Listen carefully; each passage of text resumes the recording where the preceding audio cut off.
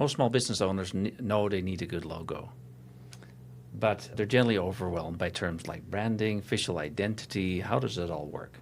And in the end, oftentimes they end up with a logo that looks different every time we see it. It has different colors.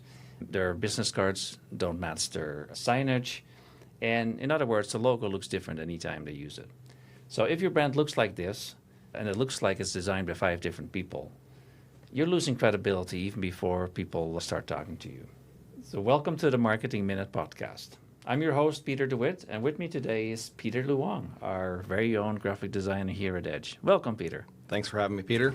You didn't have to go very far to get to the podcast, did you? No, I just came from my desk a couple steps away. That's awesome.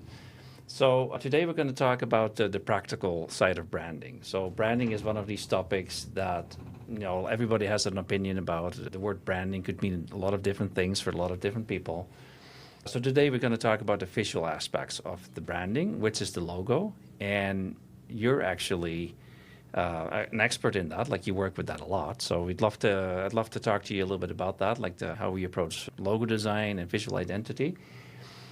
And we're not diving into the brand strategy as far as the positioning. That's a whole other story.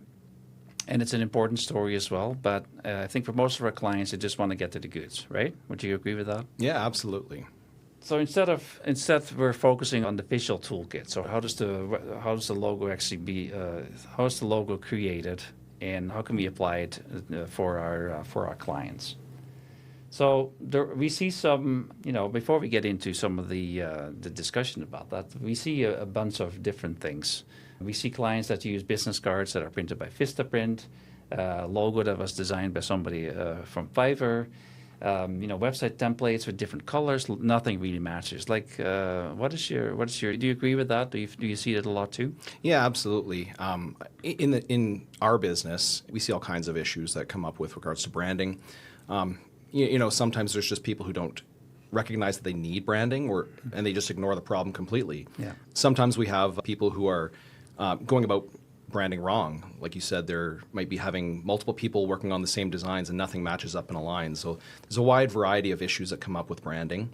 We're here to fix those things, to make sure everything's aligned and looks good, and in the end looks like a complete professional package and adds credibility to their services, right? Nobody wants to have a business that looks unprofessional and represents them poorly.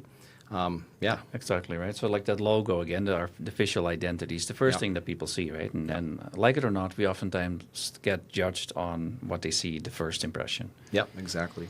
And then there's another one that we run into a lot. I think, Peter, is my nephew has developed this logo, and I'm really proud of it, but it actually looks pretty terrible. So how do we handle those kind of situations? I think we can look at those things with a little bit of grace. They're well intentioned, but they're not always professionally done.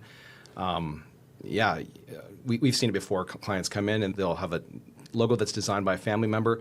It doesn't represent them well, and we can be honest about that and critique it. Maybe it's a matter of extending it further and making it much better, or just scrapping the entire thing and redoing it. No, exactly, right. Because sometimes people have good ideas. Like, it's not always, even if the logo may not look refined to start with, we at least have something to work with, right? That's right. Yeah, and there's a personal connection there too, right? They want their family member to be part of this, but it doesn't always work out that well. So no, I know, and we've seen some examples of that. So. Yeah. So then there's the other problem that we see with logos is the scaling problem, right? When the logo was designed, it looked great, for example, on the side of a building because it's large format and it's easy to read. Now take that same logo and put it on a small format like a business card, and it doesn't work, right? So I think the way we look at logo design, we look at all the different applications, correct? Yeah, that's right. We think about things like scalability, flexibility, that it represents itself across a wide variety of medium, right? When we set up a professional logo, ideally what we want to do is make sure that, it ticks all the boxes for professional design. Scalability, flexibility, it's got a whole bunch of different file formats for print and web applications. The colors are going to represent well across different mediums. So there's lots that goes into it. No, exactly right. And if you're not in this business, it's sometimes hard to imagine how much work it actually is, right? To put something like this together. But we have, I think we have a pretty good process to talk to the client about it.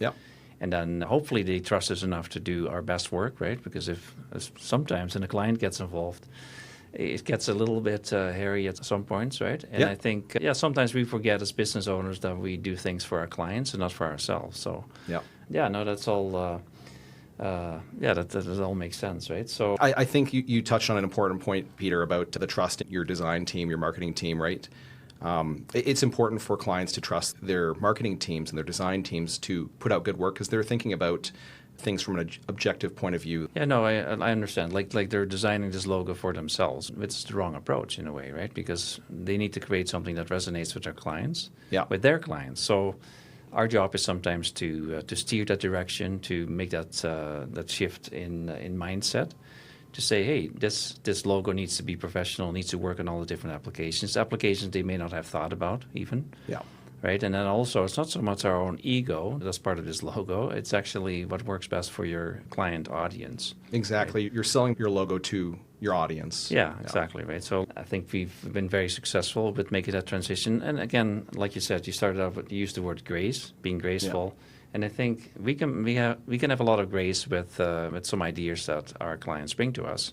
But then again, we hope there's enough trust from them to say, hey, Peter, now you take this idea and actually apply your professional interpretation on this. And that's generally speaking, we've had some good success with that as well. So, yeah, absolutely. So in other words, if listeners have a logo idea already, have a bit of a vision for it, it's actually not a bad idea. Like, we don't hate it. But other people just don't have any ideas. And sometimes a blank page is... well, it's both challenging and kind of an opportunity. Would you agree with that? Yeah, it's definitely rewarding to come up with something that a client is not expecting, right? That you produce something that's wonderful that they didn't even imagine. But like you said, yeah, clients definitely come to us with their own ideas and we try and make them work. But we'll be honest and say, you know, if we don't think that works and it's not going to represent you well, then it might not be worth pursuing. No, exactly, right. So yeah, like we're very gentle with it, but we also want our clients to have the best chances for success. So. Yeah, so your brand's official identity is like a uniform for your business, right? That's right. It should look the same whether somebody sees you online, on the road with signage, or even in person, right? With the branded apparel. So let's talk a little bit then, Peter, about some of the topics that we run into a lot with our clients. And the first one is kind of like, what makes the logo actually work for a small business? Well, like we already talked about a few aspects maybe, but what are some of the things that you can think of? Like the top three things maybe that you feel that the logo should include? Yeah, I think it can apply not to just the logo, but also to the brand. Like you mentioned, visual identity, right? And those are all things that are going to market your business. But the logo is a big, important piece of that visual identity. It's like the seal on all your work that says, yes, this is, you know, this advertisement piece belongs to this company. Yeah. I think some of the most important things that need to be considered are simplicity, memorability, and I think functionality too. You want it to be simple enough that it's not overcomplicated, that it'll work on all kinds of medium, but also that people will remember it. So memorability is another thing, right? If your logo's kind of unmemorable, it's not going to stick in your audience's mind, and you want that. Okay. But then also functionality. You got to think about what applications are we putting this logo on? Is it going to be mainly digital? That might affect the colors that you choose. Is it going to be mainly in print? Where's this being used? No, exactly. You know, you want to make sure that it's flexible enough and functional enough that it can be used pretty much anywhere. Yeah, like from my personal experience with being in the sign business, where we work with very large-scale logos, I always meant like if it works in a very small format, right? Like for example, on the business card, it also will probably work on large format, but the other way around, not so much, right? If it's already hard to read the logo on the front of a building, it's going to be extremely difficult and challenging for you to design with that. Is that fair to say? Yeah, that's right. Yeah. Yeah. So, and I've seen, you know, over the years, I've seen a lot of that, right? Like, so, you know, you say simplicity, and I really believe in that too. We look at a lot of the larger corporations when they, like Starbucks, McDonald's, any of those large companies, like they have, I think there is a design trend to be extremely simplistic, we would say, right? Less is more. But it makes it extremely memorable, like you said, that's important, and also easy to read, right? Yeah. And I always get kind of a kick out of company names or logos that I see, and you have absolutely no idea what this company is doing. So a little tip, if you design a logo or even a business name, make sure that you put something in that logo, like a modifier or a tagline that actually explains what you do, because people are not really, they don't want to expend too much energy to try to figure out what kind of business you're in. So Yeah, that's right. I think some of those larger companies have earned the right to be as minimalistic as they are, but the same principles apply to small businesses, right? Yeah. Not overly complicated, easy to understand what's going on. Yeah, I don't think your logo icon necessarily needs to show and tell exactly what you do, but you're right, having a modifier on there so that it's, people understand the general idea of what you're about is important. But a lot of the messaging that you use in your branding as well will reinforce what you do and how you operate, the feelings you evoke as a small business. No, exactly right. Like we have to also keep in mind that some of those large brands have a lot of billions of dollars to promote this brand as well, which our clients don't, generally speaking, right? So, but yeah, a couple tips there, again, is just to keep it very simple, you're saying. Yeah. Keeping it very readable and make sure we can apply this logo to whatever application. And sometimes the owners or our clients don't always think about all the different applications either, right? When they first come to us. Yep, that's right. Yeah, so we need to be proactive and say, hey, like what we're creating for you is actually can be used over and over again. And even by being consistent with colors and shapes and all that, I think it reinforces that people memorize or recognize that logo. And even a small business can really benefit from that. So. Yep. And your branding too, even without your logo, if it's done well, it should be able to convey that your business well. The logo is just there as the official seal, but if your branding is done well, it should be able to stand on its own, even without the logo, right? People would recognize that truck belonging to this company because of the colors and the patterns that are on it and things like the messaging. And exactly right. Yeah. And again, like going back to my experience, is that like a lot of businesses are started in the spur of the moment, right? Like with very little funds. Yeah. It's a one-man plumbing shop or whatever the business is. And then it grows into something maybe with 20 or 25 service trucks and 50 people. But the decision they made in the very beginning, when they thought branding and logos were not that important, are still kind of haunting them in the end, right? Yeah. So I've seen some significant size companies now that are driving around with branding that I go like, well, if you guys would have just come to us first and talked to us and spent a little bit of money on figuring this out, you would have been so much further ahead, because now it's really expensive to change that stuff, right? You got to redo the signs on all the trucks and on your building. So if you can, again, another tip, like if you can just do this early on in your business career and just make an investment, and that's not a huge investment, by the way, but make an investment actually thinking this through, I think it pays off over and over again, right? Would you agree with that? Yeah, absolutely. It's definitely an upfront cost to invest in your marketing, but it's a smart thing, right? It'll help you establish your rapport with your audience. It'll help you grow. And, honestly, people make decisions on visual appearance alone. I know that when I go on Google and I'm looking for a service, if there's a company that is not professionally branded, I don't really take them seriously all the time. No. When compared to somebody who has taken the time to invest in their branding, it just makes them look more polished, more professional, more organized, more with it as a business. For sure. And I'm not the only one. I think everybody out there who makes buying decisions does so maybe even subconsciously, right? They're going to go with the company that has the fancy branding, just by mere fact that they look more professional. No, exactly. Like branding, your brand is kind of a shortcut to people get thousands, if not millions, of impressions every week, right? So how can you stand out? So this is an easy low-hanging fruit, in my opinion, to do things right, and doing right from the start. Now, of course, what we see with the big brands as well, they do updates to it occasionally, right? Yeah. And I think even Edge has gone through a couple versions of that. Why would a brand be updated from time to time? Just to make it more current and more modern. Logos don't always last forever. Trends change, and if you want to be current, and a well-designed logo should stand the test of time for the most part, but there are going to be times where you might want to update things and refresh things and appeal to, maybe your audience changes. Maybe you were a company that was appealing to a certain age demographic, and now that is no longer applicable, and you have to go to a younger or an older demographic. Business models change, marketing changes.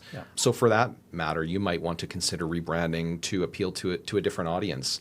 And it doesn't always need to be a drastic overhaul. It could just be slight elevations. You see that with a lot of modern big brands, Walmart, companies like that. They'll do a subtle change just to be more current. You see a lot of companies even just keeping the overall look of their logo, but adjusting their colors to be more digitally friendly. Exactly. And that's considered a rebrand as well. So okay. So that's a good thing to know as well. So it can definitely be worked on and updated over time, but without losing the actual initial thought behind the logo. So, that's right. Yeah. What does it look like? So a new client comes to us and say, hey, I'm starting a business or I have an existing business that need to be rebranded. Like, what are some of the steps that we go through with them? Talk a little bit about that. Yes. Step one typically is going to be getting to know the client, understanding their business, who their market is. So a lot of research and discovery. We'll typically have them in the office, if possible, or virtually, and we'll just sit down and just have a discussion about what their needs are, what applications need to be, the logo needs to be used on, who the audience is, who the competitors are is another one, right? You always want to look at the competitors to see what they're doing, right? You want to differentiate yourself from your competitors. Sure. I think that's a super important one. If you're competing in a market that's very competitive, it's important to set yourself apart so that people can say, hey, I want to work with this company because they make me feel this way. If your competitors are not doing much branding wise, it's easy to look much better and more established than them just by spending some initial money on marketing your business and establishing a strong branding. So again, like we have a saying around here, strategy before tactics. And we applied it also on our logos as well. So again, the way you described it, instead of just saying, hey, what colors does the logo need to be? I mean, we need to kind of, if the client has preferences, we need to know that. But that's actually the second or third step, right? Like we actually do quite a bit of work understanding the client, seeing who their clients are, their audience is, and then actually you start, what is the next step? Like once you figured out, okay, a bit of the strategy behind this company, who are they? Who are they trying to appeal to? What is your next step? So once we have all the information, typically what we'll do is, establish a brief. What are the objectives? Who the audience is. We put that all in written format. And review it, and then we start, designing concepts. My concept process would be, I have a sketchbook, and I'll typically try and do a whole bunch of just by hand. Yep, just by hand. Paper? Okay, pen and paper. Yeah, pen and paper. I'll pencil and paper I can erase. But, I'll take the ideas that we talked about in our initial meeting and come up with some logo ideas. Yeah, typically I try to do, 50 to 100 and then turn those into, I'll take the strongest ideas. That's a lot. Yeah. Okay. It's not that much. You can whip them out pretty quickly. But. But you want to start with a good amount of ideas and then kind of see what flows. And exactly. To go back to your comment about the brief, I think that's really important to highlight because we talk to the client, we sit down with them, we do our research about competitors and some of those things. Then we put it all in the brief. We discuss that with the client. So at that point, nothing has been designed yet. So I'm assuming that's intentional because a lot of people, when they think about logo design, right away, let's get into a graphic design program and start hacking away at getting a nice logo. Yeah, you always want to make sure that whatever logo concepts you do come up with are in line with the brief. So having that brief established and making sure that the direction, between yourself and the client is aligned is important. Because that's also kind of prevents them in some way. Like if we're really clear just at the start of the process that, okay, this is what we're trying to achieve. Do you agree with this? Right? And we almost make them sign off on that because they need to really be serious about this and think it through. Because nothing is more frustrating than halfway through the creative step, which we're going to talk about next, actually doing, or you were already talking about, like doing the sketches and starting to design some options. Nothing is more frustrating and time-consuming and expensive for the client if we all of a sudden middle of the design process they go like, well, but by the way, we need to include this, right? But that happens sometimes, does it? Yep. Yeah, you can always go back to the brief if you have it, right? You can say, hey, like, even when I'm reviewing my own concepts before I present them to the client, I look at the brief and say, does it match up?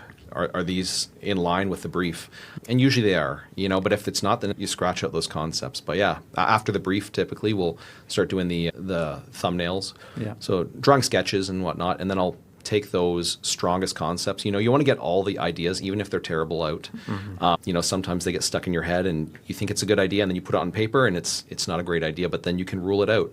And you end up with a handful of 5 to 10 strong concepts that you can pick from. Yeah. And out of those, I'll present them to the client and say, hey, are these the... So how many, just to be clear, how many concepts actually are we showing to the client? Because like the Apple logo is a famous case study, right, in the design world. So I'm not sure what the name of the designer was, but he got paid $1 million in the 80s already when Apple first got started. And he, I think his name is Rand. I think he was a famous designer after that, of course. But he only gave Apple one option. Yeah. He said, this, based on my research and all the work we've done, I'm not going to show you anything else. We're not quite like that, but in a way, we want to be confident that the options we give them actually are all potential options, right? So we don't really want to put too much decision in on the client side, just because it's really easy to say what we like and what we don't like, but if we don't have the context or actually know why we're doing it. Yeah. So I think the last little while we've been adding some context to some of those logos as well, right? Yeah. So instead of just sending in the visuals, hey, these are some concepts we're working on. What do you think? Yeah. We're actually explaining with words, and even in a document, say, hey, this is why we're doing these things. And That's right. And we've really noticed, I think, Peter, that it resonates with clients because all of a sudden they go like, oh yeah, now I understand what you're doing, right? Yeah. So It's more intentional, right? They understand that you've put thought behind it. yeah. But yeah, as far as the number of concepts we actually show, when it comes to thumbnails, I try and run 6 to 10 by the clients, and establish a general direction. Usually we'll have a handful that are quite strong, and then we'll take those thumbnails that we've come up with and actually start developing final logo options with some back and forth, of course. But ideally we send two final options. Just say, hey, here's an A and a B, and they all fit the brief. Yeah, Which one do you kind of like best? Yeah, no, exactly. So, of course, the client is ultimately in charge of making the final decision. That's right. But again, our best work, we do our best work when when the trust level is high. Yeah. And we guide them along the whole process so they know actually how we got to this point. Yeah. And one of the biggest fears we have sometimes if they, and that happened with one of the projects recently, that all of a sudden there's a whole committee that looks at after we've gone through the whole process. Yeah. I think if I understand it correctly, they now all of a sudden show it to random people basically, board members, not random people, but that have zero context about what we were doing. Yeah. And that's really dangerous actually for the client, because all of a sudden you can get this project can go completely sideways, but also for us as designers as well, because now all of a sudden we kind of lose control over that. That. How would you handle that? What is the ideal situation? I mean, I can't control how they do their final approval process for a logo, but we always encourage, establish the people who are going to be making the decision. Trust that we've done the research and make the decision that feels right for you. And trust that the design process was good. Yeah. That exactly we did the research, right. we came up with the concepts, and now you have something strong. Yeah, if you show it to 1,000 people, there's going to be 500 who say yes and 500 who say no. So now like design is very personal. Yeah. So, yeah. So then we pick a winner. Okay, we have everybody is happy, everybody's excited. We have a winner. What are the next steps then? Do we just send them a file, or do we send them a bit of a brand style guide, or what do we do? We put together a logo usage guide to show the do's and don'ts of logo usage. It'll involve all the colors, the font families that are used, a whole bunch of information that's important to know how to use the logo, but also to extend into your branding, right? Use these fonts on your advertisements and use these colors. Yeah, there's a lot of information that goes into it, but it's super important so that, if they ever want to take their design work to another company, it's already there on paper for them and they have that value. Yeah. If they want to take it to a signage developer, you can give them the brand style guide, the logo style guide. And do you send the files as well then? Yeah, exactly. Okay, They're okay. all zipped up and Okay. organized nicely. And usually what ends up happening is you'll have a bunch of variant options for your logo. So you don't just get one logo. You get a logo that works on a light background, a dark background, Yeah. sometimes stacked or horizontal options. And the stacked and horizontal has more to do with the application, right? Like if it's Yeah. a rectangular, Yep. like a storefront, for example, they can use that version. But if it's on a square, Yep. then the stacked version works better. Yeah, sometimes it depends from logo to logo. Yeah. I've definitely designed logos where a stacked and a horizontal is not necessary, Mm-hmm. but there's a lot of logos that do need them where you want to have some flexibility. So yeah, to have a stacked and a horizontal option would be good. Sometimes we'll include like a badge style option for swag and things like that. Yeah, exactly. You get a lot of stuff, and that's all kind of laid out from the get-go. But yeah, and then also you would have a bunch of different file options as well, right? Your EPSs. I know this might not be. Now you're talking lingo. Yeah, EPS. I was about to say that. But for the most part, you're going to have design files, which would be for like print design. You would use your AI files, Yeah. EPS files. So basically, so the audience knows, they're called vector format, right? So like a lot of people are familiar, I think, more with bitmaps like Yeah. JPEGs. They're great. They have their place, but mostly on the web, right? That's where they were developed. Whereas the vector format allows it to be enlarged to whatever size without losing resolution. Correct? Exactly. Yeah, Okay. we definitely have clients out there who have come to us and said, "This is all we have for a logo, and it's just a PNG or JPEG." Yeah. Well, when you try and take a PNG or a JPEG and put it into an 8-foot sign, It looks pretty terrible. it's terrible. It's pixelated. It's blurry, and they don't understand why. Yeah. Vector files, basically, you can blow them up to Yeah. any size. Yeah. So those are the design files we're talking about. Yeah. And we give them to you. You don't have to know how they work. You just have to trust that they do. Yeah, exactly. And you give them to the print shops, and they'll know exactly what to do. They say, "Oh, good, you got your PDFs and EPS and AI files." Exactly, Yeah. right? And if the print shop doesn't know what to do with it, then you have to find another print That's shop. right. Yeah, so once we have our logo, so we have the files, we have the brand guide, and our brand guide is fairly straightforward, I think. Like I've seen brand documents for large companies, again, they're 25, 50 pages. We don't really go to that extent, do we? Like it's just basically a one-pager with all the essentials, all the stuff you need to know. Yeah, that's right. Just, if the client wants to go further and beyond, we absolutely Right. can. Yeah. But for the most part, if it's just a simple logo or branding document, it's not a project, I should say. It's not a huge No, amount. exactly. It's, you have what you need to work with. Exactly, and it adds unnecessary, in our opinion, unnecessary cost to the process. Yeah. But yeah, if that's important to you, again, if you're a large organization, of course, you want to put that all in writing. But so let's talk a little bit about it. Like once we have the file, we actually have the logo. Like, what are some of the touch points? Like, I think you already talked about where these logos should work. Like one example is the website, of course. That's very important now, digital format. I think it's probably one of the easier applications of the logo. Yeah, it's pretty flexible to use on web.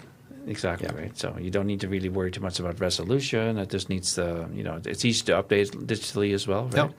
So when we talked about rebranding or redesigning a logo, well, on all your digital assets, it's relatively easy to do, correct? Yeah. But all the physical versions of your logo on trucks and on buildings and all that is a lot harder. So again, Yep. You need Make sure you- specialized files for that. so make sure you figure this out before you get too large, I guess. So Yeah. email signature is another one, right? Do we do for our clients? Yeah. Like how do they work? Like how do you design an email signature? That's just something you can add to your Outlook file. It totally depends, right? Clients are free to set up that up for themselves, but for In some cases, they ask us to do it. For yeah, some- exactly. If you want something a bit more branded, having custom email signatures definitely amps up. Yeah, that's your another touch marketing. point, right? Yeah. That's another touch point. Okay, like that Yeah. matches with everything else I've seen of the brand. Yeah. Brochures and flyers, we still do a fair bit. You just still design a fair bit of print Yeah. material as well, right? Yeah, and they're a strong way to reinforce the branding. If you have a marketing brochure that explains all your services and what you do, it's easy enough to hand to clients. It's a nicely branded document. It just reinforces your messaging. What you're saying is like printed signage and printed materials are still a pretty big deal, right? Like, and of course at Edge we deal with everything. Most of our clients want us to do everything. Yeah. So yeah, there's definitely still a place for print And signage, of course, is another thing that a lot of people should. That's probably the very first thing they should do. And I say this as an old sign Yeah. Person. The best investment, spend a couple $100 on putting your name on your truck and your driving billboard, right? There's very few other advertising avenues that can kind of rival that. So. Yep. Yeah. There's still a big. Print is still a big application even Yeah. for businesses. Yeah. Digital is very important, but yeah, there's lots of companies that just can't do without the printed aspect, right? There's salesmen who go around, handing out brochures, doing their sales. Exactly. It's important in your trucks and your storefront signage. People really like storefront, Yeah, it's super important. Like, and again, if you're a smaller business, you can learn something from the bigger companies because the way they basically design the building with signage in mind. Right, so then I see that oftentimes is an afterthought. Yeah, like way back in the day, people would come to me the day before they opened to order their sign. So, but and then there's of course packaging and labels. We don't get involved in that too much, but we've done some coffee labeling, for example. Right, again, great opportunity to do it right because this product will be sitting on a shelf somewhere, and people make buying decisions based on what it looks like. So it's really important. So what are some of the technical considerations when applying a logo? Sometimes a logo may have to. We already talked about the different configurations, stacked logos. But is there places that you would modify the way the colors you use, or use black and white? Do you have any examples of that? Yeah, I mean, we always include. Specifically for logos, different options like monochrome. There's one color options, right? Yeah. Monochrome tends to be a lot cheaper to produce if you're doing things on like shirts. Yeah. There's just some cases where you're printing in black and white and you need monochrome logos. So having a black version of the logo, making sure your logo represents well in black and white is super important because there is going to be, you can have a fancy designed logo and it works great in color, but as soon as you turn it into black and white, the meaning is lost. It doesn't look the same. No, exactly. And that's super important, right? So you got to think about things like that too. Yeah. And I think one of the tests that we go through with every logo is how does it look reversed? Yeah, that's right. Because that seems like a very simple thing to overlook, but it's super important because you have those applications, for example, on glass, for example. Like with the darker background, you want to have that in a light color, right? Because the actual logo colors would not show up. I just happened to see a blue truck with red letters on there the other day. And red was the color of the logo of this company, but it was just impossible to read. It didn't contrast well. Right. So they stuck with the consistency of the color, but not in the right way. Yeah. Right. So those are just easy fixes if you just think that through. And that's totally fine because it still conveys the same message, the same configuration of the logo. So. Yeah. Yeah, so let's just talk about a real project, I guess. We do quite a few of these, but what is a project that stood out, and what was the before and after, I guess? Like before they came to us, and then after we were done with them, what was the result? Yeah, like you said, there's lots of projects that we've done where this could be applicable to. I guess I'm thinking of Westwood Estates. They came to us with nothing. And Westwood Estates is what kind of business? Oh, yeah. So they're a wedding venue out of Ponoka or Morningside. Okay. I think it's Morningside. Ponoka. Is it Ponoka? Yeah. Okay. It's Ponoka. But yeah, they came to us with nothing and they trusted us and we came up, we did the whole logo process. It went very well. We... And again, there was a lot of trust from the client, I think. Exactly. Yeah. And a lot of communication, so I was able to take the information and give them something that they wanted, but also something that would represent well for their market. Yeah, and I think it's worked out really well. So, we put the logo together. It looks great. It's classy. It's elegant. You can see the work on our website, I believe, but also on their Instagram and Facebook and website. Yeah. But beyond that, we did content for them, which is a super important part of branding too, reinforcing your messaging. And on all their print and digital, it's displayed nicely. We can reinforce their messaging through, nice typography that we established. Yeah. It all just looks really consistent, and I think it's working well for them. They're taking off and doing well as a business, and I think it's only a couple years old now. Yeah. Well, that's very satisfying, isn't it? Totally. And their logo was very flexible. We came up with a bunch of different options, that worked. Like we did one of those badge logos. We did, typography. So their tagline looks the same wherever we put it. The colors are nice, and it really appeals to their market. And I think you see the success of the business, and it's a testament to the to the process of developing good marketing, right? Yeah, You know, exactly. it's appealing to their audience. If they Yeah. didn't appeal to the audience, No. they might not be as successful. So that's almost an ideal scenario, right? Yeah. Like they come to us, they have a vision for this business. They want Yeah. to grow the business. They're investing a lot of money in the facilities, in the building. That's right. And instead of making this whole branding and marketing an afterthought, they actually made that a priority. So I think that's really a good way to approach this, because it's an investment that will pay dividends for very many years, right? So Yeah, absolutely. and for us as designers, it's very satisfying to see that in real life and see the success. So yeah. So so people that have, we already talked about this a little bit, like updating a logo. But if somebody has an existing logo, it was designed by a nephew or by themselves or by the print shop. It's another classic example. The very first stop for a new business is generally either the design shop or the print shop. So the print designer may have spent all of 5 minutes to design this logo. Yeah. So they've had this for a while. They've grown into a successful business. But now they realize it looks a little, it could be better. So what's the process there? Like, what should they do?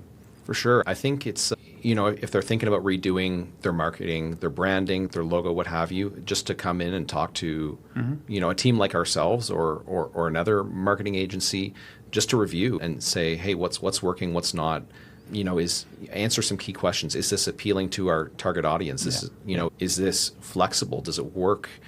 And are we proud of it? Yeah, exactly. Like oftentimes you need to have something that you're proud of, because let's face it, like employees, your team is actually very passionate about a brand, right? And we see it with our clients, then all of a sudden the whole team is wearing the corporate wear with the logo. And it's a point of pride. So I think it's really, even if you have something that's already there and it needs to be updated, we can definitely, we have systems in place to do that. So, if somebody's listening and they're thinking, I need to get this visual branding thing sorted out, like what's the first step they should take? If they they want to come in for a meeting, do they take their existing stuff? What would you recommend them doing? Again, I would just say, get a team who's knowledgeable on branding and design, and just see if it's checking all the boxes for good design, good branding.